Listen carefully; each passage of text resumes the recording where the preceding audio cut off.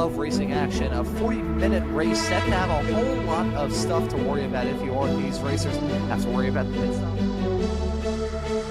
Inside your screen switched his attention to the massive pack of race cars that's going to blow his doors off and blow off the starter stand. The green flag is out, the drivers are on their way. Locked for at this race, the grass and the gravel that lines this racetrack. It's old school, so it doesn't have a whole lot of asphalt runoff area.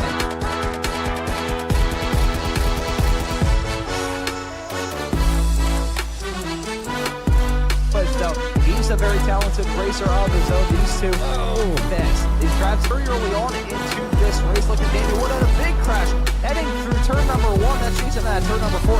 And here we go, side-by-side racing off into the corner. This can usually end in tears. One of these drivers is going to have to back out of it. That's going to be at Gallup. But Maunz still allowing some room coming out of the corner. The side-by-side going up the hill through turn number 6. Spade coming out of the corner. Walker, the Canadian, in the number 96. They are banging doors, heading into the braking time for the final time. They're linked together.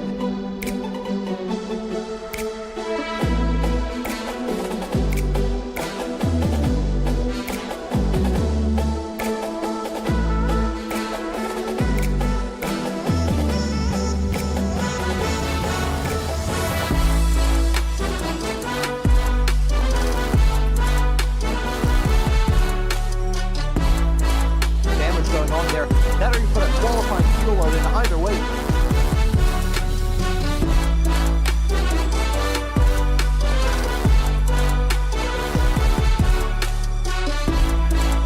Getting a whole lot of pressure side by side with himself, and that is now coming out of the pits. Let's see what his pit lane time is, because this is going to be very important when Yanchi wins. I don't know what to say. There's Brett Cathcart upside down. And another driver coming in. That's Jeff Jacobson upside down. Oh, boy.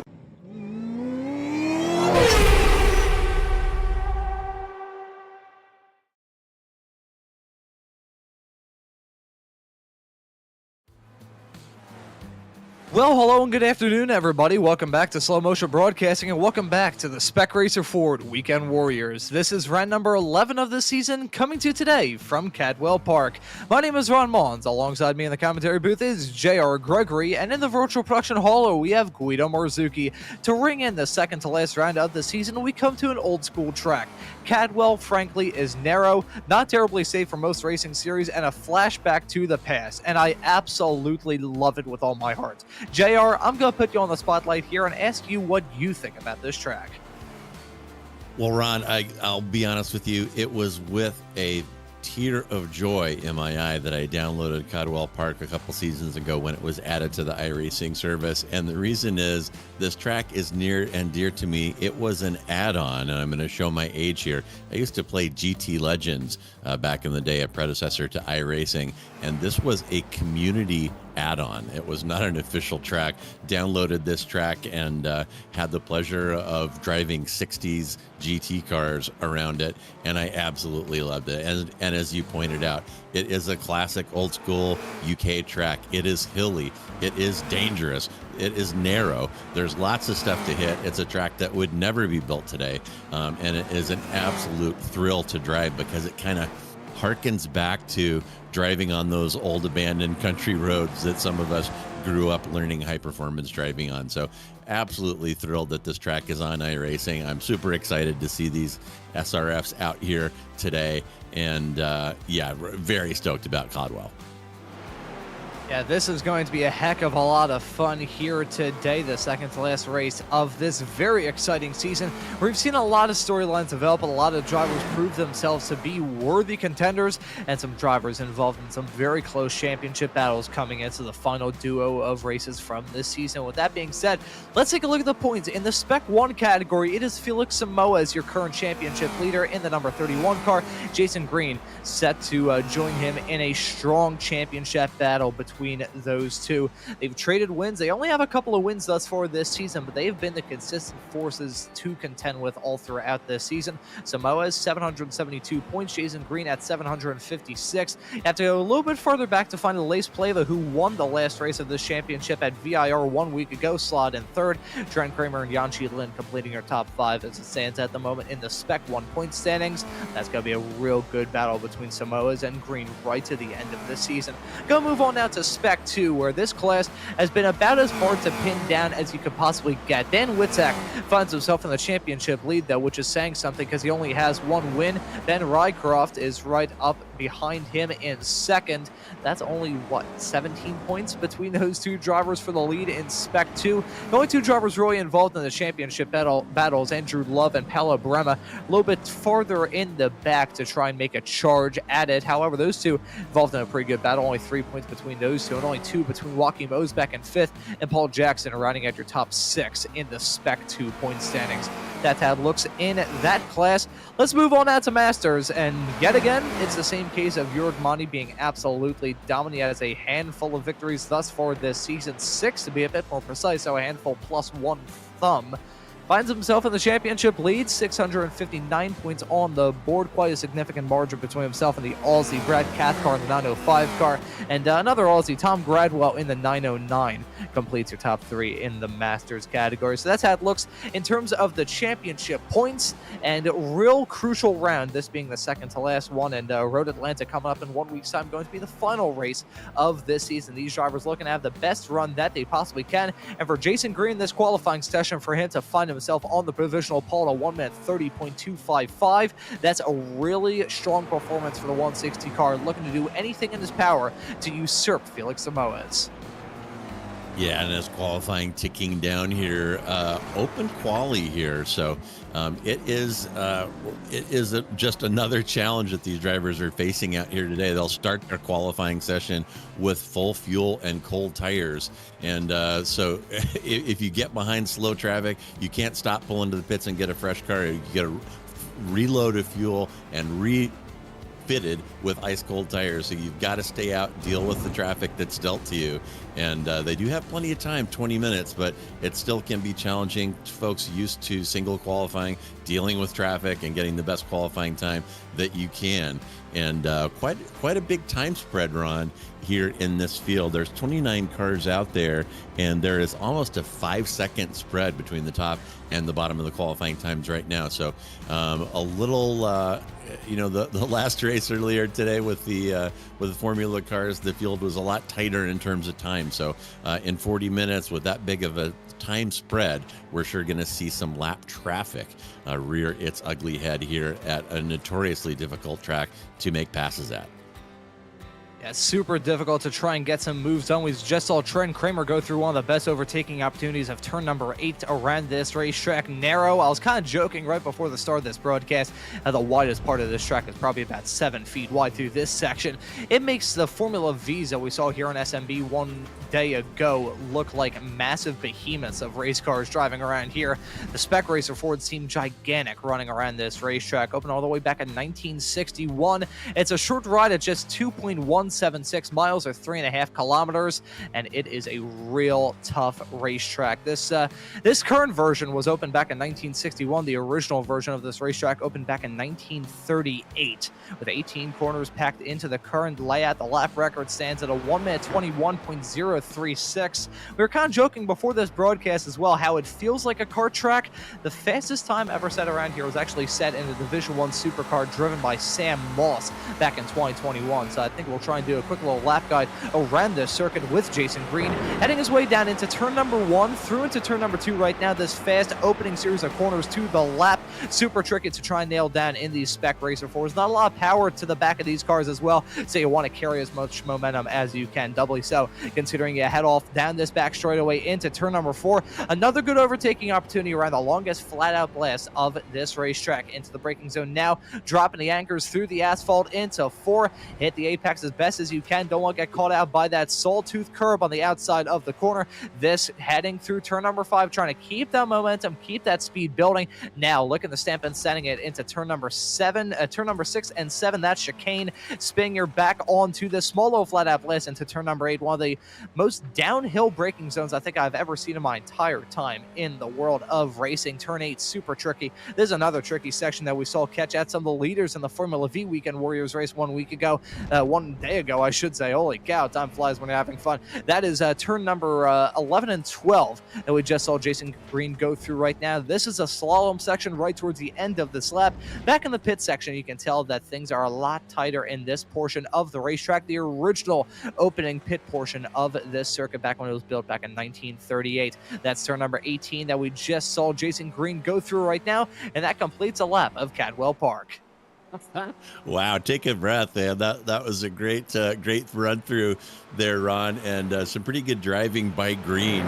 You can see that there is a lot to do here, and typical of a lot of these classic UK tracks, the racing does not take place between the white lines. There's plenty of runoff that is outside the white lines, and in typical UK fashion, a lot of it is disguised. It's painted green, that little curving, so you really have to learn where the track limits are in order to maximize your efficiency and maximize your speed out here. And it's a really it's such a tricky track, and I don't want to sit and rave about it all afternoon here, but it is just a fantastic place, and really glad that it is still existing out in the motorsports world, because as I said, this track would never be built today due to safety reasons. As you can see, plenty of things to wad up your car on at Cadwell. Yeah, plenty of barriers to turn your car into a bit of sheet metal around this racetrack, and that is about all. The other grass around here, gotta feel bad for the landscaping crews with all the grass runoff area. You can imagine that is about as tough to try and manage. You'd be better off managing a bowling alley built on the moon than dealing with the grass around this racetrack. So that's real tough for the other real-life landscaping crews of Cadwell Park. A beautiful circuit as well, and that pit lane, just microscopic compared to some of the racetracks we've been to thus far this season. I gotta wonder how different this race is going to be from the one that we had at VIR 1 week ago. You take an old school American racetrack, then an old school British racetrack, and then you go to a fantastic track down there, Road Atlanta in Braselton, Georgia. As the checkered flag is out in this qualifying session, Jason Green still finds himself on the provisional pole. This man, Maurizio Nazelli, in the 44 car, is currently set to join him on the front row. Only 1/10 of a second between those two, though, so not a lot in it. Felix Samoas has improved on his provisional starting spot, currently slotted in P3. Your current Spec 2 pole sitter will be Ben Rycroft, as it stands currently, with Antonio Reese and Jorg Mani, the two teammates in Masters, set to occupy the 6th row. Yeah, and my goodness, great work. Tip of the hat to Rycroft. He's got 1, 2, 3, 4, 5, 6 pros behind him. So Rycroft pushing his way well into the pro field and into the top 5. Great work by him. And that's a very good time for Michael Odell as well. The driver of the 297 car, a real-life Spec Racer 4 driver, and he's been super impressive throughout this season. Was in contention for the overall win at VIR 1 week ago, but was not close enough. And I also got to say one thing as well. Come time for the jump shenanigans towards the end of this race. Holy cow, we're going to see some goofy things befall some of these racers. But the checkered flag out in this qualifying session. These drivers getting their last lap time set on the board. And almost in queue, I believe my iRacing has frozen up yet again. So, JR, I'll let you call this as my iRacing craps out on me for the second time today. I think they did not like the comment that I made about... did not like the comment that I made in reference to the weather system. iRacing, I love you. Don't fire me. And will Ron learn from this experience? And those who know him know that he will not. So that is going to wrap up qualifying. We'll have the starting grid for you here in just one moment as we get ready to go green at Cadwell Park. And my goodness, look at that cloud of smoke. That's a great shot. Some great camera work there. A cloud of smoke there in the pits, or someone doing donuts down there. But that pit space, I've never really noticed it till today. It looks like there's only a handful of pit stalls in there, and we have 30 some odd cars, so the pit sequences might be awkward with some of these shared pits spots, and we'll be keeping an eye on that for you as well. So the grid's starting to fill now. The cars popping up And there is our starting grid. We'll have Jason Green on pole next to Mauricio Naselli in P2. Samoas and Kramer behind them. In row 3, Ben Rycroft will be next to Daniel Wood. Tortola next to Michael Odell. Jorg Manny, the highest qualifying senior driver here, and 9 next to Joshua Wilkie in 10. Chris Houston will line up next to Antonio Reeves in 11 and 12. And as we scroll here, we're looking at Jason Osbeck next to Josh Arnold, Scott Russell next to Brad Cathcart. Brad Thompson will be next to Philip Berry. Andrew Love next to Nunez in 19 and 20. Dan Witzak next to Edgar Sancinelli in 21 and 22. Paul Jackson next to Tom Gradwell. That is 23 and 24. Daniel Salmon will be swimming upstream next to Jim Brewster. Adam Bradshaw next to Jeff Wubker. Mitchell next to Greider in 29 and 30. Russell Telker next to Michelle Vaglini in 32, and holding up the back of the grid, he ought to be about half a lap back here by the time we get all the way back to position 33, is American Elliott Lang in car 420. He may be driving with a bag of chips, which could explain his qualifying session. But we're going to get underway here in just 1 second. iRacing's going to force this start in about 30 seconds if the grid doesn't fill. It looks like Lang in that 420 car is holding up the show. And no, here we go.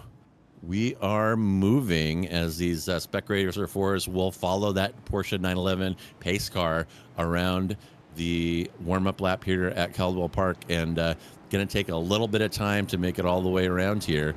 And you see the drivers doing a light weave, trying to do their best to warm up those hard compound tires as we get ready to take the green.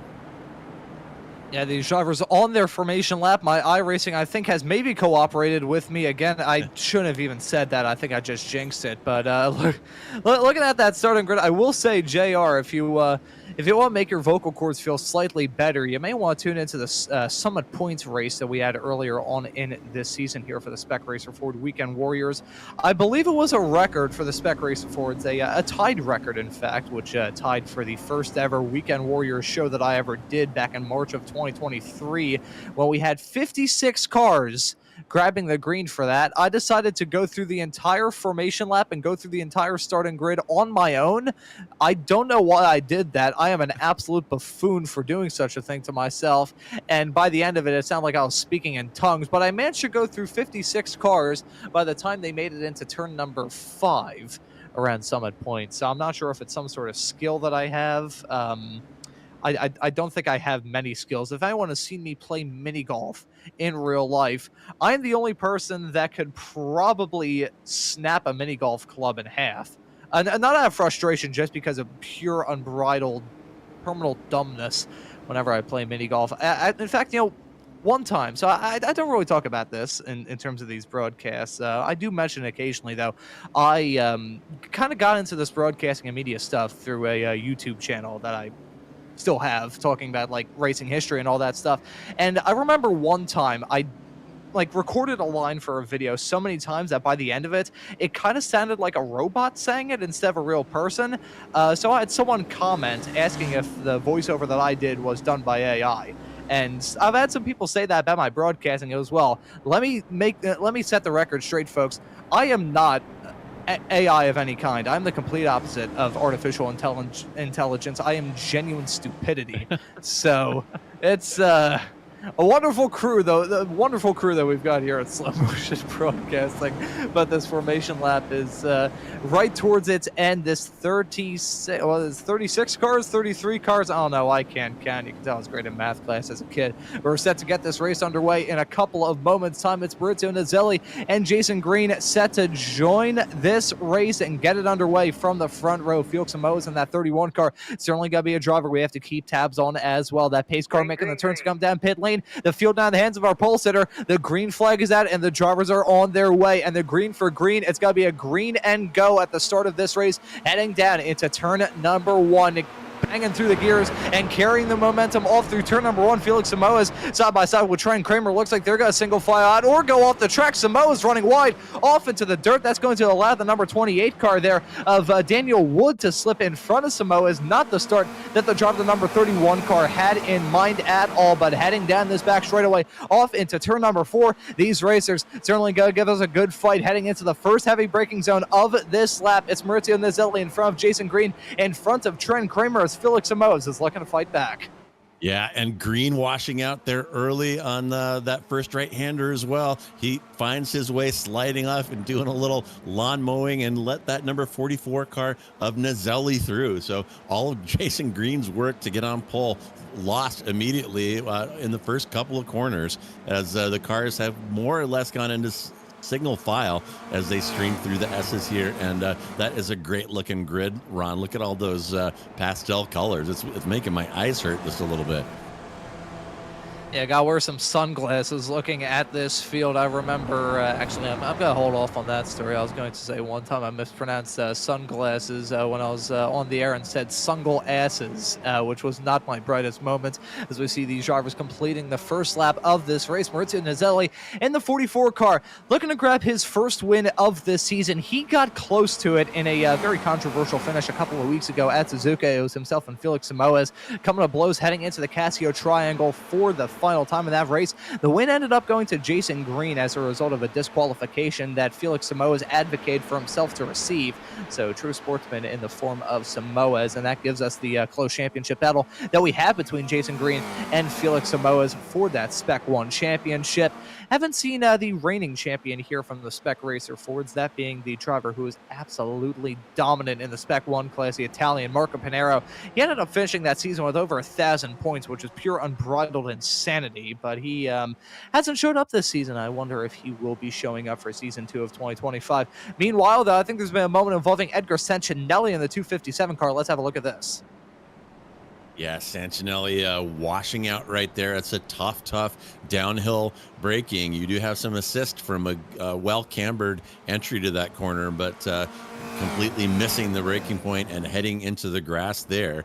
And back live up front now, and Nizelli really taking advantage of Green's bobble on lap 1, starting to drive away. Now he's got a 0.8 gap, and those tenths don't come quite as easy on these cars if you're used to driving a GT3 or faster car. And here's a quick replay of Antonio Reese also washing out up there in the 914 car. And you see a small mistake on these cars, and he is absolutely swamped, plummeting down the order. Back up front, here's Nizelli up by 0.7, and Green had better not let him get away, or this could turn into a track day for Nizelli.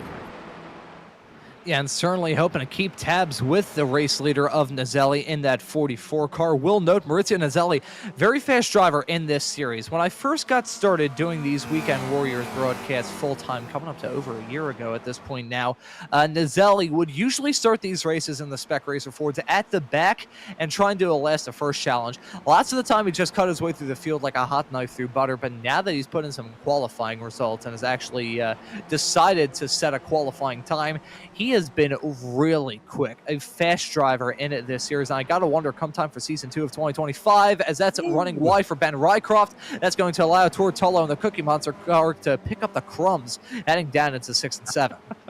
Yeah, and a really nice little train forming up right here. That is Tulla Rycroft, Odell, and our SMB colleague Joshua Wilkie there in a nice little train from 5 to 8. And here's we're riding along with Jorg Manny, looking up at Daniel Wood, and you see how close these cars get together. And in these momentum cars, you have got to keep it pinned and stay brave, even if it means a little occasional smooch to the car ahead, because overslowing, losing momentum is fatal. Not a lot of power behind these little 4-cylinder SRFs, as was mentioned earlier. So you've got to keep the pedal to the metal. You cannot overslow for these corners. You've got to be very precise, hit that racing line, and keep the show moving. And keeping the show moving as it stands currently, Jason Green saying the fastest lap of the race the last time by. These drivers at the front of the field looking to break away from Felix Samoas as the gap is now about 0.8 of a second. You get to the point with Samoas, and he's rapidly approaching upon that where he will lose the draft off these incredibly draft-heavy Spec Racer Ford cars. In terms of the top three road course cars, I should say, in terms of the draft, we don't really the NASCAR scrubs. That's me. I did a NASCAR broadcast like a couple of days ago with another broadcaster that we will not mention by name. But in terms of road course cars and their draftability, the top three really are the Formula V, the Spec Racer Ford, and the Radical SR10. JR, we both have a lot of experience covering some SR10 action here on iRacing with a different broadcaster and another different broadcaster soon. But these Spec Racer Ford cars, I'm not sure whether these drivers just, like at the factory, they have a shop vac attached to the back of them, sucking these cars together, or what. But the draft is so incredibly powerful in these SRFs. Yeah, you can really see it. These cars are kind of training up. There's the front train. That's Naselli from Green, from Kramer from Samoa's up front. And that is about 1.2 or so seconds separating those four cars. And then the next train is led by Tullow, Rycroft, Odell, and Wilkie. And those cars are packed together. You see them coming up in the background here, just over a second between those. So driving in one of these races, you do not want to let the car in front of you get away. If you're attached to one of these trains, you have got to hang with it, because if you miss the train, you are going to be late to work. Yeah, that's a real important thing when it comes to these races, getting that wave of momentum by your side. Otherwise, you're going to be in for a world of hurt. Looking at the front two, in the Masters category, the teammates of Jörg Monty and Antonio Reis, I will say, as Antonio Reis is closing up, heading down into turn number 4, we had a chat with Jörg Monty at the end of the race 1 week ago after he grabbed his 15 quintillionth win here from season 1 of 2025, and he kind of said that his strategy for the final few races, considering he's just about sealed the deal in all 3 of the Weekend Warrior Series in terms of the Masters Championship, he was going to do his best to help out Antonio Reis. Those two have been itchy and scratchy in the Weekend Warriors world in terms of the Masters drivers. Those two have been trading wins like Pokemon cards really ever since I got into the Weekend Warriors, and looks like at this point Monty and Reis may have a swapper in the not too far off future. I won't use the dirty term that is team orders, because it's not really any sort of team orders going on there. It's just a little bit of kindness, shall we say, from Jörg Monty. Yeah, they are all over each other up there, and that is our little second train. And up front, my goodness, that gap, I'm watching the interval between Naselli and Green kind of madly fluctuating up there. And it looks like they're fairly close in pace. Naselli turning in a best lap of 1:30.62. Green only 5/100ths of a second behind that. And now here it is again, back down to the 0.2s, going up and down between a half a second and about a quarter of a second. And you got to wonder what Green's strategy is right here, Ron. Is he going to settle in, fuel save, and take advantage of a shorter pit stop, or do you think he still may try to take it to Naselli here in the early going? Oh, that is a very good question. I gotta say, in a race like this, considering the importance of the pit strategy, I think these drivers are probably already figuring out what they're going to do in terms of the pit calls. I think we've reached that point where these drivers may be deciding to settle into some sort of groove and maybe not force the issue too much. I mentioned the draft earlier on, and while that does keep this field just about vacuum sealed together, usually in these races, the field's packed in together like sardines throughout most of it. However, with that draft, you also get the better fuel numbers, which is a huge factor of these races as well.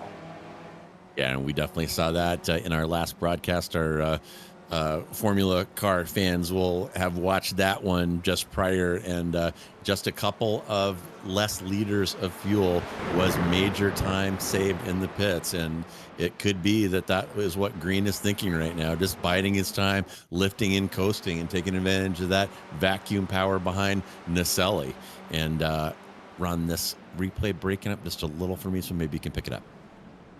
It's also breaking up a teeny tiny bit for me, so we will say it is involving Chris Houston in the number 84 car, so I'm not entirely sure what is going on right now, thankfully, with Nice little, or hearing that it was on lap 1, and now I can see what's going at live as it's going at the present moment. A little bit of a delay. And it was just a lot of stacking up heading down into turn number 4, and that caught some drivers out pretty badly there. That was a rather hectic start to the race. Turn 4, the heaviest braking zone around this lap. The fact that, I mean, usually with racetracks, turn 1, that's the deep braking zone.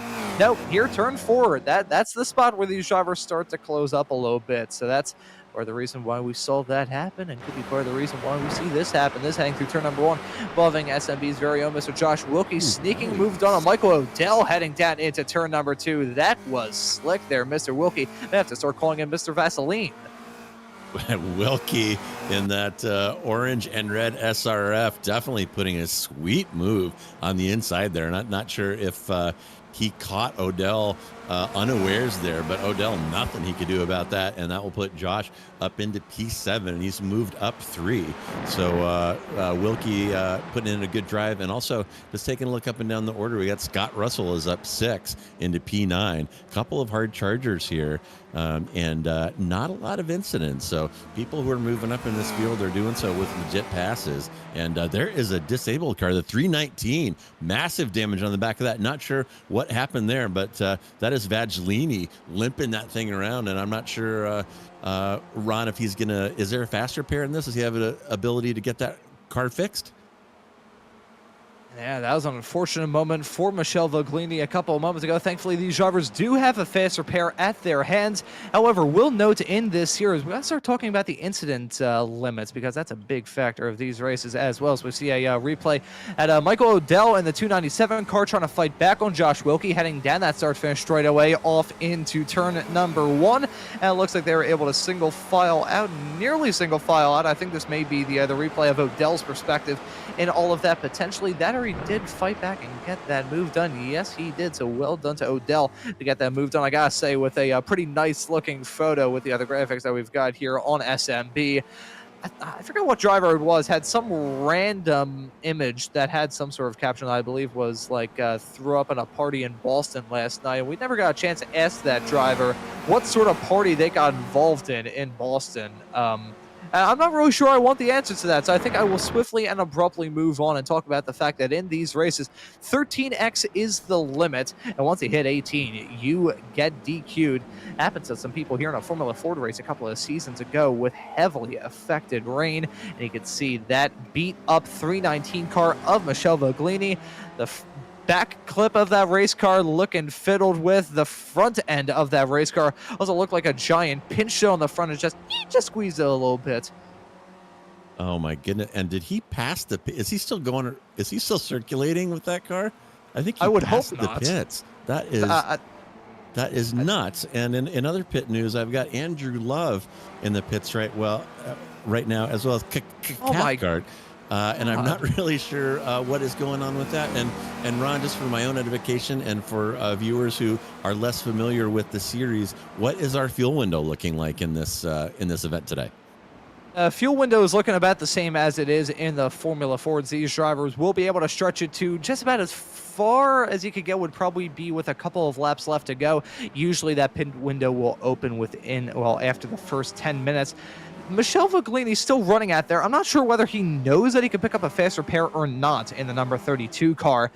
That thing is an absolute hoopty-rod as it stands currently. The worst part about that is sell that on Auto Trader in the city of Philadelphia, and people would be asking for $15,000 for that. But Michelle Voglini with a battered and bruised 319 car still running around the racetrack. I have no idea why. But credit where credit's due. I guess I don't really know what to say in that regard. Ben Rycroft is your current leader in the Spec 2 category, running P6, as Jörg Mani still holds on to the lead in Masters. A gap to himself and Antonio Reese has ballooned out a little bit, so not going to see a swap-a-roo between those two as it stands presently. We'll know in terms of talking about the fuel strategy in this race. Jörg Mani is a driver who hates fuel saving as much as a cat would hate a drop of cucumbers being dropped in a room right in front of them. So, Jörg Mani, not a fan of fuel saving in some of these races. Yeah, and more activity here. It looks like Thompson and Sancinelli have pitted. So we're about 14 minutes in. The fuel window may be just opening now, and hopefully that will be good news to the 319 car, still circulating in puzzling fashion, about 50% pace. And I got to say, his other drivers can't be too happy about that. These are momentum cars, and here's Matty. Oh, that little clenching moment there, avoids the complete spin, gets it back on the track, and then wow, is there maybe something wrong with that car? Maybe just the rear tires are overheated, but he is fighting to keep that thing going down the road, Ron. And Monty's dropped down to P15 as a result of all this, so the commentator's jinx striking immediately. I apologize there, Jurg. It's now Antonio Rio. Oh, boy, I'm not sure who that was. Nearly coming in for the kill on Antonio Reese. That may, in fact, have been Josh Arnold in the 17 car, potentially. Phil Berry in the Cookie Monster mobile. There we go. There's Josh Arnold. So that was him that we just saw have that real close encounter. Heading down to turn 17, Daniel Wood and Dan Witzak going to spring some Dans coming down into the pits, with Daniel Salmon slipping up into P15 as a result of the two Dans coming down into the pits. We got Dans everywhere. Yeah, Dan it. They are definitely everywhere, and you gotta wonder, Ron, if it was me driving in this race, I think I would want to time my pit stop to not encounter other cars. Whoa, and there's a replay. Oh my goodness, Cadwell in the 909 racing machine managing somehow to keep that one out of the barriers. Again, that is that treacherous downhill braking zone that Ron mentioned, and the first part of it will put a lot of heat in those front tires, and if you don't get it wound up enough, there's the result right there. And the 909 barely keeping it out of the tires, and the pit sequence is continuing here. And what I was going to say before I interrupted myself, I think I would want to avoid being in there with a bunch of other cars, because iRacing lets you occupy the same pit space, which would just be too befuddling for my old brain to handle. So that may be why we're seeing some guys sneaking in early here. Some cars merging in with each other, some alien activity going on here at, I nearly said Summit Point. That is just about as far away from this racetrack as you could possibly get. That's also the second time I've made that mix-up in two broadcasts of races here at Cadwell Park. What's next? I'm going to do a broadcast at Daytona and say, we welcome all of you to Indianapolis for this race, as we see a moment involving Edgar Sancinelli. This is heading down into turn number 4. He's got Andrew Love right in front of him, running a little bit wide, hits the curb, and goes for a spin. The curbs around this track, we talked about them a lot in the Formula Ford race earlier on this afternoon, JR, but in these Spec Racer Fords, those curbs can come back to bite you on the butt, and clearly for Sancinelli. Oh boy, an upside down. Who is that he just cleaned out? Oh, that's Michelle in the 319, and my goodness, Sancinelli performing a public service there and wiping that 319 off the track at Cadwell Park. And my goodness, I was not expecting all this mayhem here, but maybe I should have been. This track quite dangerous, and you're seeing small errors turn into big hits on the unfriendly barriers here in the UK. And that's the thing as well when it comes to the difference between sim racing and real life racing. This track, as all of you have been able to see, is lined with tire barriers, which is fine in real life. I mean, granted, it's not a soft hit at all. You're still crashing your car into something. You have a little bit of give.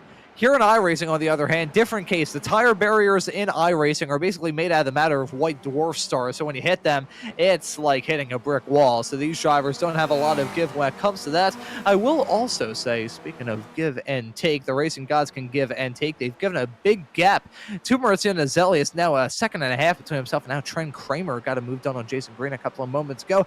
As we see Adam Bradshaw going for a move on Jim Brewster, heading down into turn number 4. There's a replay of what happened a few moments ago. Brewster running wide, and look at that. That's Joaquim O's back in the 210 car, slipping through. Well done to him. That was slick. Yeah, great driving there to follow the lead car through after the car being passed there washed out. And yeah, I'm not sure what happened to Jason Green. Jason Green now sitting 2 seconds back of Naselli and has fallen to P3. So somewhere along there, Jason Green must have had an error. He's been all over Naselli for the first 20 minutes of this one and is completely out of touch now. So we'll see if we can locate what happened between those two. And here is Yeah, here's Kramer now. Is that Kramer taking a look and getting past Nicelli? Is that a change for the lead right there? That was on Jason Green, but Oh, still that was moving Green's up to car. P2. Okay. Yeah. So Green falling and not really sure what's going on with him. You see him there sitting in P3. So it's Nicelli from Kramer from Green, and Samoas has fallen off. So this was a very tightly packed little train up front, and those cars are dispersing a little bit for reasons that we can't put our fingers on right now. It's going from tightly packed to a small little bit of butter being spread across a piece of bread as we take a look at a replay to see Jim Brewster in the 933 car heading down into turn number 8. And that's Bradshaw spinning right in front of him and picking off that move rather clean. It wasn't a full spin, just a rather unfortunate drift. The drifts in these Spec Racer Ford cars, not necessarily like a cool Tokyo drift sort of maneuver, just the car slows down and grinds to a halt as you turn your tires into rectangles. So that's not the sort of drifting that he probably had in mind at Bradshaw, losing out on that spot to Jim Brewster. Bradshaw down in 20th, and Jim Brewster making his way up to P18. We'll note as it stands currently in this race. Our hard charger as it stands still rather early on. We have now broken past the halfway mark. Holy cow. Our current hard charger is actually Daniel Salmon in the 659 car. This is his hometown track as well. The Canadian was born here in the UK, and clearly using that hometown advantage to his benefit, as he is currently the hard charger up 9 spots from where he started in this race. Yeah, Salmon in the 659 is swimming right upstream and has done very well going up 9. And a shout out to our colleague Joshua Wilkie, now sitting in P5. That's 5 positions gained for him. So Josh told us he was good at Cadwell, and he's making good on it. And boom. Oh my goodness, there is a yard sale. That's Jason Grader, who's giving up some body panels there into those white dwarf star formed tire barriers that Ron was mentioning. So that is probably going to result in a tow. Yeah, he did. Grader took the tow to the pit. So very hard hit after a probably minor accident or a minor mistake there. And it's so typical of this track. Little tiny missteps turn into stuff like that. Ouch. As we see side-by-side racing involving Tortolo in the Cookie Monster car and Josh Wilkie trying to take a bite out of Wilkie, but not close enough, heading off into turn number 4. This Cookie Monster car, I will continue to make puns about it because the last time that we had an in-depth comedy video, it was actually me and Mr. Wilkie on the broadcast earlier on this season at Zolder, and I ended up doing a Jar Jar Binks impression as a result of all of that. So we're going to try and avoid that at all costs. So we will swiftly and abruptly move on and talk about this pack involving 2 Spec 2 drivers and 2 Spec 1 racers running nose to tail. We got the skin in the game with Michael Odell and Ben Rycroft battling for that Spec 2 lead, and that's pretty close between those 2 drivers. And Wilkie putting on a rather good shot. I will not mention any more about the driver of the 23 car for the simple sake that I don't want a falling anvil to crash on his head. Yeah, and he probably appreciates that. And honestly, I still haven't been able to quite piece together what happened to Green. Nicelli has driven out to about a 2-second gap back to Kramer. Kramer with a 2-second gap back to Green and another 1.25 seconds back to Samoa. So that entire train has kind of broken up, although they still have driven away from the next line of cars, Wilkie, Tulla, Odell, and Rycroft. Those cars are 16 seconds back of Samoas and P4. So those front cars definitely have driven away here today.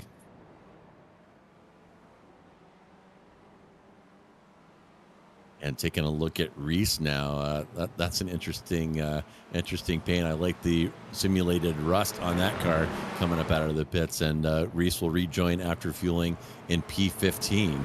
And the cars are kind of dribbling through the pits. We're not seeing a stampede into the pits by any means. They're coming in and kind of starts, but we'll keep an eye on the pit cycling here. And it looks like, let me take a quick look here. Yeah, not a lot of cars had pitted. Probably about a third of the field has pitted so far as we are on lap 16, about 36 minutes remaining in this one. And up front, it's Nicelli still from Kramer, from Green, from Samoas. And here is a contested entry into turn 1 there. That is the 44 car making it good. And what are we looking at here? Lost my place for a second. Oh, that is Nicelli on a back marker, I guess, eh? That was Jim Brewster in the 933 car. And I gotta say, absolute professionalism there. Sorry if I scared you a little bit there, JR. I was talking into the microphone, and then when you started up, I looked down and realized the red lights on my mixing board mean that I have my mic muted. So, yippee to me. You can tell that I whacked my head too much as a kid. York Monty has now come into the pits in the 925 car. That drops him out of the lead in the Masters category. That's going to give it to Kurt Nunez in the 918 car. We'll note the lap traffic encounter with Jim Brewster may have closed up that battle for the lead a teeny tiny bit as we take a look at a moment. Involving Adam Bradshaw in the 929 car. Heading his way off into 11 and 12 right now. Let's see what went wrong. A spin heading through the corner. Don't get hit, don't get hit, don't get hit, don't get hit. Will he get hit? Will he get hit? This is sketchy. Will he get hit? Oh, that was a close call. At this point you got toe because I don't think he towed there, so credit where credit's due. He was probably stopped there for about 7 years. As Trenton Kramer nearly spins coming out of turn 17. What is it with the sound effects coming out of me on this broadcast? My vocal cords are going to be shot based off the fact that I sound like I'm singing and hissing like an irate cat. And tip of the hat to Bradshaw there. Some great sportsmanship.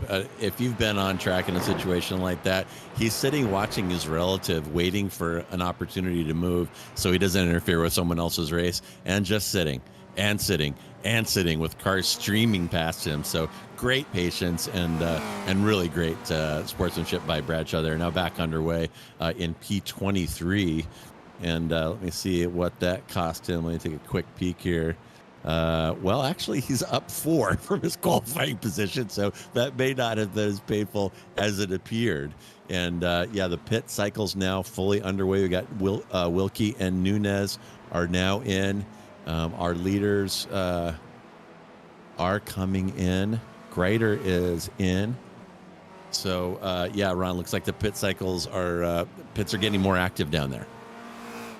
Yeah, that slow trickle of drivers coming down in the pits has now turned into a full-on flood. And let's see who's going to be the next to try and make that call to come into the pits. As a result of that pit stop from Maurizio Nazelli, now Trent Kramer in the race lead. There's Nazelli heading down into turn number 8. This is a little bit tricky because you got Ben Rycroft right in front of him. Rycroft looking to battle for that Spec 2 championship. So he's probably not going to be willing to give too many concessions to Maurizio Nazelli as he's stuck behind him. And that's the thing when it comes to these pit stops in these Spec Racer Ford races. Your race can be completely flipped on its head. You could be confident in your race car. You could time that pit stop to absolute perfection. But if you exit out involved in some lap traffic, you are going to find yourself crap out of luck. So hoping that these drivers don't end up SOL and waiting to see Felix Samoas and Tortello make that call to come into the pits along with Ben Rycroft. There you can see that Cookie Monster car. Every single time I see that Cookie at the front of it, Cookie Monster at the front of it, I'm not really sure what to think if I'm being completely honest. Felix Samoa is exiting out in 6th in the number 31 car, so that's going to drop him behind Nazelli. Just judging based off all this, I believe Nazelli has lost out on a decent amount of time as a result of this pit cycle. He will now find himself about 8 seconds back of your at one point leader of Nazelli. We'll just base it off of him as it stands currently. Trent Kramer or Jason Green may shadow that call made by their fellow drivers who were inside the top 4 and come into the pits in the not too far off future. We'll note in reference to Nazelli and Felix Samoas and the time they spent down pit lane, Maurizio Nazelli spent 25 seconds down pit lane and 14.6 down in his pit stall. Felix Samoas, meanwhile, spent 23.3 seconds down pit lane and 12.6 down in the pit stall. I don't have a good feeling about Nazelli. Oh boy, that was Adam Bradshaw spinning right in front of the leader of Trent Kramer. That is a code brand moment if ever you see one coming out of turn 17. Be careful on the rejoin here, Adam. I'm getting deja vu to the moment he had through 11 and 12 not terribly long ago. Trent Kramer and Jason Green have decided to come into the pits along with Bradshaw just towed. But here we go. Jason Green, Trent Kramer in for the stop. Michael Odell is currently right in front of Maurizio Nazelli. He's yet to come into the pits in the 297 car, but let's see how this shakes out for these racers. Trent Kramer on pit exit, Jason Green on pit exit as well. Nazelli, I think he's got the short end of the stick here. Let's see, gets a move done on Jason Green, but Trent Kramer in the number 20 car, who, whoa boy, you can see, look at that, Nazelli go for the dive into turn number 1. I thought he was going to back out of it. He said, no, screw backing out of it. I'm going for all that glory. And Nazelli, the German, in that Alex Kart Racing Raptor number 44 car, decided to take take a big chomp out of Trent Kramer. But look at this, Kramer fighting back down the back straightaway into turn number 4. Kramer on the inside line, Nazelli on the outside. The 20 car trying to retake the lead of this race. It's still a battle for the front, though. Jason Green dropping back, really getting the short end of the stick. And all of this was Felix Samoas. I can't even see him on our live timing tower right now. I think something's going on with him. Yeah, he's all the way down in 28th, back in the pits yet again. That's some drama in terms of the championship for the number 31 car. That's going to give us a good battle to talk about come time for the next race of this season at VIR. But at the front of the field, Kramer timing that pit stop to absolute perfection, but he had to break the elbows out when Nazelli came in. Yeah, that was nuts, Ron. I was about to give Naselli the move of the day for fighting past Kramer, who had him beat out of the pits. Naselli said, no way, I don't care if you're in front of me. I'm going to stuff it into turn 1 and push you out of my way, which he did. But Kramer fighting back, getting the move back done in P4, and you see that interval now, 0.3. That is 1 and 2. 10 minutes remaining in the race, and Naselli has some time to work with here, but Kramer showing that he knows how to fight, and he's not going to lay down for Naselli here. He wants to hang on to that P1. Great driving, and there's Jason Green back in the background, 3.4 seconds back. He may actually turn out to be in good position if Kramer and Naselli come to blows. So Green is going to have a good view of whatever happens here up front. Let's see how this battle is going to shake out. Trent Kramer still holding on to the race lead. Nazelli probably got to fight back, heading down into turn number 4, getting that inside line. Let's see, into the braking zone. Nazelli holding on to that inside line. Will he get the move done? I think he just got the move done on Trent Kramer. Slick stuff from the number 44. Yeah, Nazelli stuffs it down the inside and slams the door in Kramer's face. We didn't see Kramer there, but I think Nazelli gave him the Ayrton Senna, gave him a choice between a crash and backing out and living to fight another day. Trent Kramer forced to back out of that exit on turn 4, and Nazelli showing his skill and showing his aggression. He wants to get ahead of Kramer, stay ahead of him, and build a gap here if he can in the closing minutes. Great racing. All of a sudden, a car race broke up front here between Nazelli and Kramer. And was Kramer on even in that front train for the first part of the race? I don't think he was.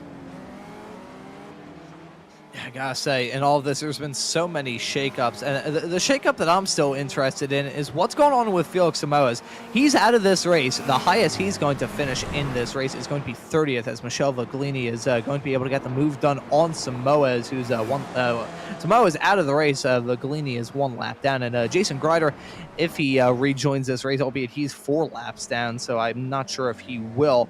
Samoas, he's going to find himself finishing at the very best 30th at the end of this race. That is a kick in the shins if ever you see one. Yeah, kicking the shins or maybe a little higher there for Samoas. My timing and scoring showing him with 2 pit stops. So he stopped for fuel and then ended up right back in the pit. So maybe he got a speeding penalty or something happened in that pit stop that just caused him to throw in the towel. But Samoas, that has got to hurt. He was putting in a great drive. He was up there in that front group of 4, and now he has parked it, I think. I'm not sure if he's even still rolling, but man, what a turn of events for Samoas. And I know that his fans are shaking their heads, wondering what the hell happened there. As we take a look at a replay to see Josh Arnold in the number 17 car heading his way off through the slalom section off into turn number 17 and runs a little bit wide and bang into the wall. So that's going to pop that front clip off. It's probably been put for sale on eBay by the end of this race, so that's unfortunate for him. Looking at the front of the field, Martin Nazelli in the race lead. Trent Kramer slot in P2. Jason Green a little bit farther back, running at your podium as it stands at the moment. In third, your Spec 2 leader is Michael Odell, and your Masters leader is Antonio Reese. But the front of the field battle is still going to be intense as they continue to deal with lap traffic. It's breaking up these drivers a little bit, as now it's about a second between Martin Nazelli and Trent Kramer. Kramer getting held up real bad by, I believe, Paul Jackson, heading off through 1 and 2. So that's part of the reason why this gap has ballooned out a teeny tiny bit. But still, we got a good finish on our hands. Less than 6 minutes left to go. And for Maurizio Nazelli and Trent Kramer, it is going to be a dogfight right to the line. Yeah, Nazelli doing a great job there on the entry to turn 1. He used that back marker to scrape off Kramer. That gap was much closer. Now it's larger than 1 second. Oh, and now traffic giveth and traffic taketh away. The 53 car there holding up Nazelli, and now the 917 holding up Nazelli. And how funny to see that number on one of these 90 horsepower cars, more like 900 back in the day of the Porsche 917. Can-Am fans will know that. Oh, and there's somebody, 909 taking a non-traditional line through that corner, Ron. Taking the rally line, heading off through the 11 and 12 section there. So probably not going to be the race control's favorite, but they're drivers. I feel like certain drivers just get a kick out of annoying race control. I say this as someone who used to do race control for a rather big road racing series. There are some moves that I saw where it's like, do you just miss us? Do you want to just have a chat with us at the end of this race? What in the world is going on here? Let's look at Jason Green, running in third as it stands at the present moment. 6 seconds back of the leader of Maurizio Nazelli, kind of running in a fight all of his own. However, this is going to be a big swing of momentum in regards to that Spec 1 championship fight. Felix Moas is now down in 31st. There's no more spots that he can gain. That's it for him in this race. Jason Green, on the other hand, at the very, we'll just say at the very best, he's going to finish in third. He just needs to keep that car going in a straight line, even if he has to come into the pits for a little bit of gas. That'll be a kick in the nuts if ever you see one, but he'll still be able to take a big swing at, take a big bite out of that points gap between himself and Felix Moas. And speaking of taking a big bite, let's see Daniel Wood having a bite taken out of him by the Cookie Monster car of Phil Berry. Yeah, riding along with Wood here through that uphill section, heading into the hairpin, and whoop, goes a little wide there, washing out, and that is all that the Cookie Monster needs to snack right on through there. So good stuff up and down this field. And let's take a look at that timing tower. Michael Odell running in P4 out of Spec 2, and Antonio Reese from the Masters division in P6. So a lot of drivers really putting in good drives, driving over their head here at a very difficult track, possibly taking advantage of mistakes and incidents from other drivers, but still nothing to be ashamed of, being deep into the top 10 for those two drivers. Rycroft as well up there, and Mani sitting in P10. And looking at this field as it stands at the present moment, more off-track excursions, as that was Ben Rycroft going off the track, heading down into turn at number 17. That hairpin at the end of the slalom section, as I like to call it, is one of the hardest corners in my entire time at negotiating sim racing. I remember one time trying to hot lap the Dallara IR18 IndyCar around here, and every single time I felt like I had to go into the runoff area on the outskirts there, as that's what Ben Rycroft did, and he nudges it into the barrier in the 735 car, so that's not going to do his front end any favors, as Michel Viglini is still out there in the 319 car, just decided to stop on the side of the track and maybe hitch a taxi back home, which I can't necessarily blame the Italian if you want to do that. Well, if I was out here driving, I think my preference would be to see the 319 parked rather than circulating as he was earlier. A little surprised to see him still out here, but time ticking down now, just 2 minutes left as we take a look at Naselli coming onto the pit straight here for the last time. Going to get a little replay here, looking at Joachim Asbeck. And here we are rolling up the hill toward this difficult section. That big curb on the inside. Oh, he managed to miss that sausage curb, but still looped it there. And my goodness, such a challenging track run. It's to get this track perfect, I think would take literally years and thousands of laps. It's so nuanced here. Yeah, this track, there's so many different corners around this track as well. You got tight hairpins like turn number 7. You got long, fast sweepers like turns 1, 2, 3. You got downhill braking zones like turn 8. You got uphill braking zones and uphill sections like the exit at turn 12, where a decent amount of race cars will get air heading through there if you see it. I remember, God, this is going back into the archive. Back in the day, I used to ride with my mother on on a trip down in New Jersey to a laundromat that she worked at on the weekends, which was right by her regular job. And used to ride across these railroad tracks. And I was like, ooh, that tickles whenever we would go up, because I felt my body go light heading over it, because of course my mother would go through there flat out. It's like, hey, I got a Jeep. Let's just go through this railroad crossing as quick as possible. Could be part of the reason why my back feels like one of an 80-year-old man instead of a 20-year-old man. And Jeff Wupker spins coming out of turn number 18. That is a small little bit of lost time for him. Nothing too major, though. As we see Maurizio Nazelli riding his way around the final corner. It's not the checkered flag, though. It's going to be the white for Nazelli. Only one more lap of racing action and a 4-second gap between himself and Trent Kramer. Trent Kramer, credit where credit's due to the driver in that 20 car who wanted that race in the Formula Vs yesterday here on SMB. Nearly went for the double at Cadwell Park. He got close, but I think Maurizio Nazelli has just been an unstoppable force here at Cadwell. Yeah, really a great job by Kramer, and he might have turned in the drive of the day here. I'm not sure actually how he pulled it off, but he was in that second train of 4 with Wilkie, Tulla, and Rycroft, and somehow during the pit cycle moved up into that front train and briefly into the lead. So he had a crack at winning this one, but Nazelli willed himself past, was not going to let it happen, and showing his pace, his superior pace now with a huge gap behind him. It just needs to keep it clean, navigate a couple more back markers, and he'll have this one done. And meanwhile, here is Odell battling Antonio Reese. Reese gets by him. Looks like they're heading up the hill into turn 4. Oh, and Odell not wanting to give it up, but Reese keeping the pedal to the metal and snatching that P4 away on the white flag lap. And good driving by Reese to make that happen. My goodness. And here is Nazelli taking a casual last lap on what has turned into a track day for him, and he is going to take the checker. And great drive by him today, Ron.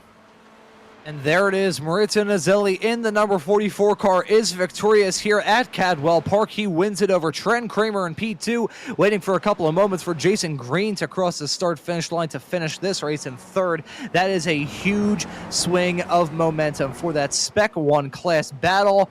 And he may have the upper hand come time for the next race of the season at VIR. Look at that, Michael Odell, the Spec 2 provisional winner. Mega sideways, heading off it to turn at number 7, sliding that car around as if it's on ice. But Antonio Reese right in front is going to be the winner in the Masters category. Michael Odell wins it in Spec 2. Those two cars finish in 4th and 5th, respectively. Tortello going to be classed in 6th at the end of this race. Maurizio Nazelli's a winner, but I think the driver probably the happiest with how things have gone for him in this race is going to be, without a question or a shadow of a doubt, Jason Green. Yeah, Green making out like a bandit here. Comes in P3, but looking real good on the season heading into the final round. And as our cars are slowly coming through here, the field very spread out. You saw back markers being passed by the leaders, so it'll be a little bit before this one is over. So you see the checkered flags popping up on our timing tower. There are a few cars yet to take the checker, but once we have everybody in, we'll have those final results for you. What a fantastic race at a fantastic track. These drivers, Ron, put on a really great show, and I'm so pleased to have been here calling it with you. Fantastic stuff. Yeah, I'll tell you, JR, heading into this this day on the air with you, the first time we've been on the air together since I think probably September of last year, not entirely sure. For context, all of you tuning into this broadcast here on Slow Motion Broadcasting, first off, hope you enjoyed this day of racing action. JR and I used to cover the Radical Official series over on a different broadcaster, and that's part of the reason why we're kind of like itchy and scratchy on the air together. That or he's just figured out a way to put up with some of the goofy crap that I say on the air. But here we go with the jumps. This is going to be some fun. This is what we saw one day ago, and oh, look at that, nice not clearing the fence. 10s across the board with a 2 from the North Korean judge, but 10s from everybody else. That was epic. Oh, and the airtime there. Wow. That rude North Korean judge. Wow. Body panels flying. The medics have all left knowing that this was going to happen. And wow, I'm going to remember this next time I have a 963 prototype out here, and I'm going to try that one and see how far I can go.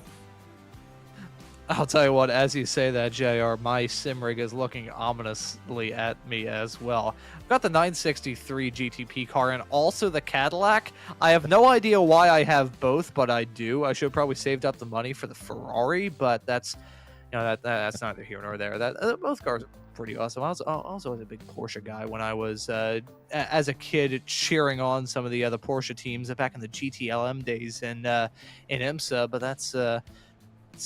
where the hell did I go there? Maurizio Nazelli going to grab the checkered flag to win it here at Cadwell Park. He wins it 2 seconds in front of Trent Kramer in second. Jason Green coming off like a bandit, going to finish this race in third, making a huge swing in that class championship battle. We have Antonio Reese finishing in fourth. Michael Odell finishing in fifth. Reese the winner in Masters. Odell the winner in Spec 2. We have Tortullo being classed in sixth. Ben Rycroft finishing right behind in P7. Scott Russell ends up in eighth. Joshua Wilkie, SMB's very own, finally has a good race for the first time in about 50 freaking years, ends up finishing this race in ninth.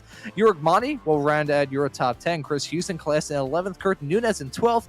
Phil Berry in P13. Matt Thompson in P14. And Daniel Salmon going to round at your top 15. All right, and moving right along. Sorry, doing something there for a second. We got Andrew Love is going to cross the line in P16. Brad Cathcart and people with good taste in film will know why I'm saying it that way. In P17, Joachim Osbeck in P18. And as we scroll forward, Daniel Wood will be in 19, Witzak in 20th, Jim Brewster, followed by Stephen Mitchell, Russell Telker, Paul Jackson, and Tom Gradwell rounding out the top 25. Then Edgar Sanchinelli, Jeff Vuckper, and Adam Bradshaw in P28. But wait, there's more. Josh Arnold in 29th. Michelle Vaglini in that phenomenal 319 car. And quite a display of motor racing. Felix Samoas, tragically, in P31. I have no idea what happened to him. Would love to hear it in the chat if anybody knows what happened to Felix. Jason Grader in P32. And finally, Elliot Lang in that 420 car forgot, I think, to grid, and he will end 27 laps in arrears. I was actually looking through right now, trying to figure out what was going on with Felix Samoas in the number 31 car. It was looking like to be an okay race for me. It was probably going to lose a little bit of time at the end of it all, but heading off through the slalom section, he lost it heading into turn number out of turn 15 into turn 16, got mega wiggly and slammed it into the tire barrier, and actually Austin Powers himself in the barrier on the inside of turn number 17. So that's how things went awry for Felix Samoas. That is going to be a kick in the nuts if ever you see one in reference to this season. So really unfortunate for Samoas to have that moment, but I think we have some time for some interviews, JR, and I'll let you have first dibs on who you would like to have a chat with. Well, I'll tell you what, I am very curious to talk to Mr. Kramer, who came across the lane in P2. Trenton, a great drive today, and you were running in that kind of second train with Tullo, Rycroft, and Wilkie there for most of the race, and somehow at the end of the race, after the pit cycle, you broke into the front train and actually led very briefly before Naselli had his elbows out and pushed you out of the way. So how did you manage to make that jump from that bottom of part of the top 10 up into the podium? I was up there the whole time, I thought. But I mean, I was running with Jason pretty much the whole time, just working with him, trying to save some fuel and stuff. And unfortunately, we got dropped. We got separated by a mistake from Jason, and he was at a higher incident limit, so I couldn't really push him along to make up the difference that we had. But I was pretty well cozy in P3. I had the pace to be on par with Maurizio in qualifying, but I just couldn't capitalize on it. And if I'd have qualified a little bit further in front, maybe up on the front row with Maurizio and Jason right out the gate, I think it would have been a little bit better off. But it is what it is. Saved enough fuel to make up the time difference that I had to Naselli, and then almost ruined it by half spinning at the top of the hill when I was at 11x, and somehow didn't get a 2x loss of control. So it was a fun race. It was chaotic. I'm exhausted. Well, great drive by you, and my apologies for misremembering where you were in the field. But you almost, you must have had a little jolt of adrenaline when you went past the pits and saw Nazelli come out behind you. And talk us through that last kind of dicing back and forth between the two of you. With my fuel saving at the beginning of the race, I was concerned that running by myself in the event that I needed to, I would have a little bit too little fuel, and I overfueled just a tinge. If I wouldn't have done that, I might have been able to keep Naselli out of draft for the initial couple of laps. I had a feeling with how hard he was pushing in the laps that he was setting that it was going to be rather close coming out of the pits for me, but I was more concerned about just getting away from Jason. He's obviously a very fast and very consistent driver, so was glad that I was able to break the draft with him with a little bit of help from the lap traffic cars. And once I got back out with Maurizio, I was running with him. Everything was good to go. I was pushing as hard as I could. I got caught up by some lap traffic that were kind of just like in awkward positions for me to be able to negotiate, and I lost a lot of time, but yeah, I mean, if I'd have had the incident points, I probably would have forced the issue a little bit more and tried to really give him a run for his money, but hopefully we'll see him next week and I can do the same thing. Yeah, well, great fight. Very entertaining there down the stretch, and you guys put on a fantastic show. So, again, congratulations on a fantastic drive. And as we wrap up here, is there anyone you would like to say thanks or give a shout out to today? A huge thank you to everybody that comes out and makes this league what it is. Stevie does a fantastic job, but all the people that show up every week obviously are fantastic.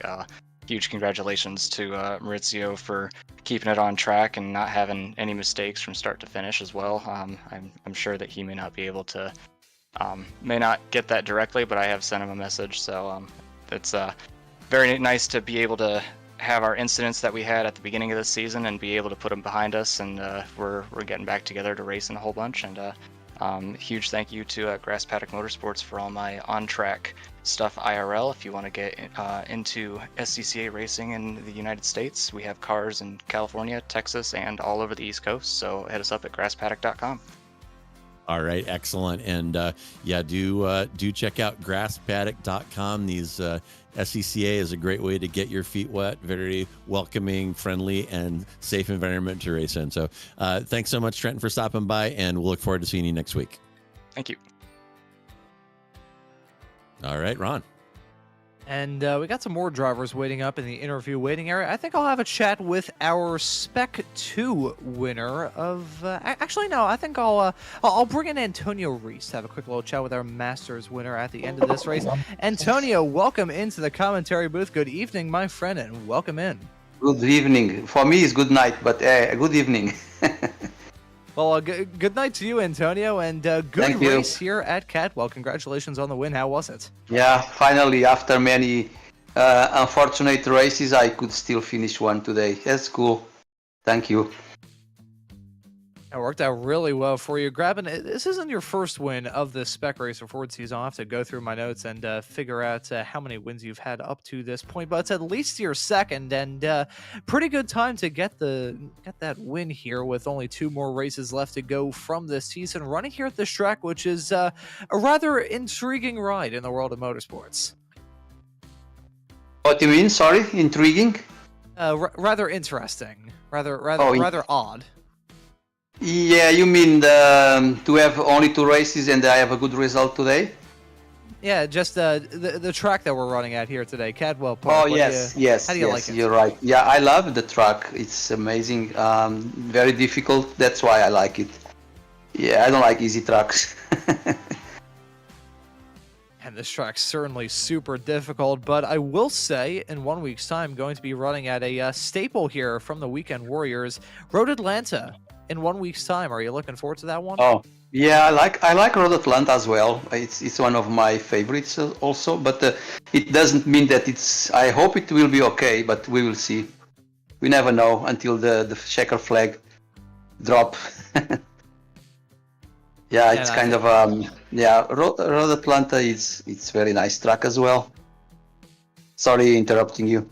And don't worry, all good there, Antonio. I was just going to note that Road Atlanta was the site of my first ever Weekend Warriors broadcast period for the Spec Racer Forwards at the start of Season 2 for 2023. I had no idea what I was doing as a broadcaster back then. Actually, I will revoke that statement. I barely have an idea what I'm doing now. But Antonio, thank you for joining us in the commentary booth. Thank you. Thanks for having me. I was just going to ask if there's anyone you want to give thanks to or shout out.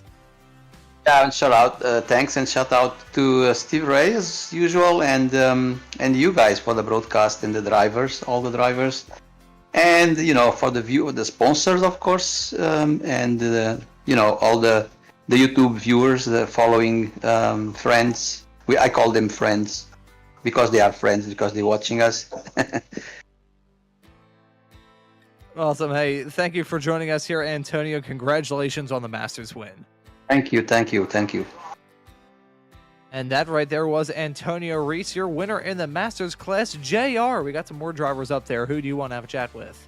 Yeah, we do. And let's go ahead and have a chat with our slow motion broadcasting colleague, Joshua Wilkie. And Josh, thanks for coming by and chatting with us. And I know that you're maybe a little sore from climbing out of the flaming wreckage of your Formula V from earlier today. So you managed to avoid the flaming barrels, and we saw a couple of pretty nice moves on the track today, a couple passes that you pulled off. So how'd the race feel for you? Yeah, it was good out there, man, for sure. Yeah, that FF race, not so great. I took one right in the kidneys there for sure.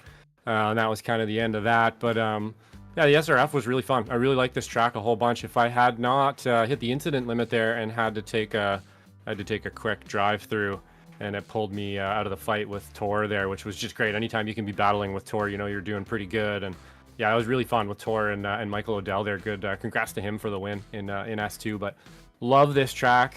Yeah, I just kind of got in here just so I could talk to you. Actually, JR, thanks for helping us out today. I don't think we've ever actually done this, so long time caller, first time talker here. But great to have you on, and I was gonna razz you, but I don't really know what to say, so thanks, dude.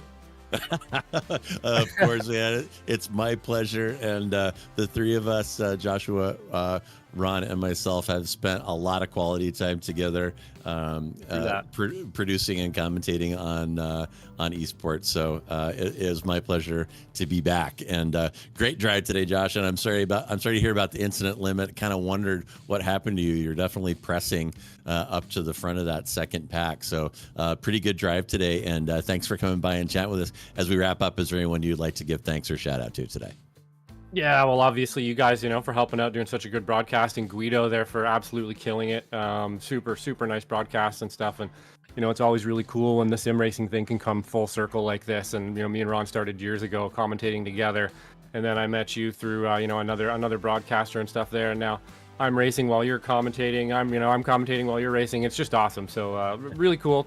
Thanks, Ray Esports, everybody helping out there. And everybody at Slow Motion Broadcasting and stuff too. So yeah, thanks everybody, and the drivers out there too. Couldn't do it without you. Awesome. All right, Josh. Well, thanks so much for stopping by, and we'll look forward to seeing you next week. Excellent. Always a pleasure, boys. Have a good one. All right. Peace. All right. That was Joshua Wilkie, and I'll go ahead and do the dragon round. Looks like we have Michael O'Dell in the waiting room waiting to speak with us today. And that we do. Michael O'Dell now with us in the commentary booth. Michael, welcome back, and congratulations on another Spec 2 win here at Cadwell. How about you talk us through it? Well, that was very good, actually. I'm very, very pleased with how we did with this today. Since I bought the track yesterday and in practice today was my first laps on this track since, I think, Forza. So, definitely had to get to grips with how iRacing likes to drive the track itself, and then I ended up getting over like 45x in practice. I'm like, okay. At that point, they're just going to take the keys out of the car and tell me to go home. So we can't do that for the race and quali. So once the flag dropped, I actually got good quali times, got up there with Rycroft, and that was my only goal, was just finish ahead of in class, and if there was any battle with the Spec 1 guys, just let them go and try to use them as fuel save. So once the racing did start, it was pretty much just, if I could get by them, I would. And then if they really tried to fight it back super aggressive, I would just let them back by, start my fuel save, and try to use them as a tow at that point, because I know if I pass them, they're going to fight back. So at that point, save the gas, go the distance, and try to leapfrog on the pit stop, especially if they don't pull away too far with the cars in front. And that seemed to work quite well. I actually, for a second there, had enough of a gap I could have solidified fourth, but then a big wiggle in the middle section of the track put me in the dirt, made me rally kart, and Antonio took full advantage of it, but still very happy with fifth. I can imagine you are quite pleased in all of the races that we've seen you do thus far this season. You've been battling solidly inside the top 10, of course, battling for the win in the Spec 2 class. So, really looking forward to what you can do at Road Atlanta in 1 week's time. What are your thoughts heading into that race? So, this is going to sound a little interesting. I won't be here for Road Atlanta because I'm going to be at Road Atlanta. Honestly, though, a pretty good trade-off. Will you be running a Spec Racer Ford there or something else? You know it. We will be there in Spec Racer Ford. We'll be getting there Thursday night, and then Friday we go straight into quali. So it's going to be. I've never been to Road Atlanta before, and the sim I've been there a lot, but in the IRL world I've never been to that track. So it will be throw the car down Friday morning and see what we got. It's 41 cars as of now, and I'm currently guessing we'll probably see about 45 come sign up times close. So should be a good grid to really gauge how well I do in IRL with, I think about 7 of the guys in the current registration are pretty much, if you see them, they're in top 5 at least, or top 10 every weekend. So it'll be a really good gauge to see how well I've progressed since last year in Spec Ford and how well it transfers this year. And that'll be pretty cool to see you out there on the racetrack. That'll be for the SCCA Super Tour, I believe, unless I am very much mistaken. I still a member of the SCCA now, despite the fact that I haven't driven in, because I used to do autocross. I wasn't, never really was able to get into the road racing stuff, but I was always part of the autocross stuff in the Philly region. So cool. I used to run in the kart program, the junior karts and the kart mod right towards the end. My back can attest to how much of a fun experience that was. But Michael, cool to hear that you're going to be out there on the real version of Road Atlanta in a real Spec Racer Ford, and fingers crossed that you'll have a good story to share the next time you're in the commentary booth with us. But Michael, before we let you go, celebrate this win and get ready for that next race. Is there anyone you want to give a thanks to or shout out? As always, we're thanking the mom and dad, as always, because then they're going to be also with me as well, just to come support me through the weekend and whatnot. And also, thanks again to Stevie for inviting me to this league. It's been awesome. And I will also make sure that I keep you guys updated on this channel, the Spec 4 channel, every way, shape, or form. I'm going to try to keep you guys updated on this.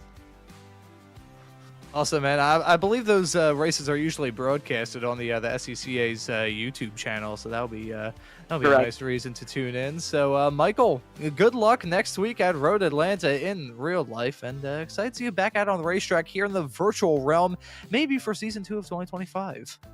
For sure. I'll be trying to see if I can go for actual a title maybe with Spec 2, because it seems like for the races I've missed, if I would have made the few of them, I could have had a good shot at least the top 3 in the overall for Spec 2. So hopefully I can make the races this upcoming season and put a good fight up for whoever else is on there. Well, no pressure on you there, Michael, but I think if you do race full-time with the Spec Racer Ford Weekend Warriors, I think you certainly have a very good shot for a Spec 2 championship. But Michael, thank you for joining us in the commentary booth, and congratulations on the win. Thank you very much. Thanks for having me. And that right there was Michael Odell. Always nice to hear about the crossover between real life and sim racing. A lot of the drivers that you see on track for these Weekend Warriors, and especially for the Ray Esports series that you can catch on Wildcard Wednesdays here on SMB.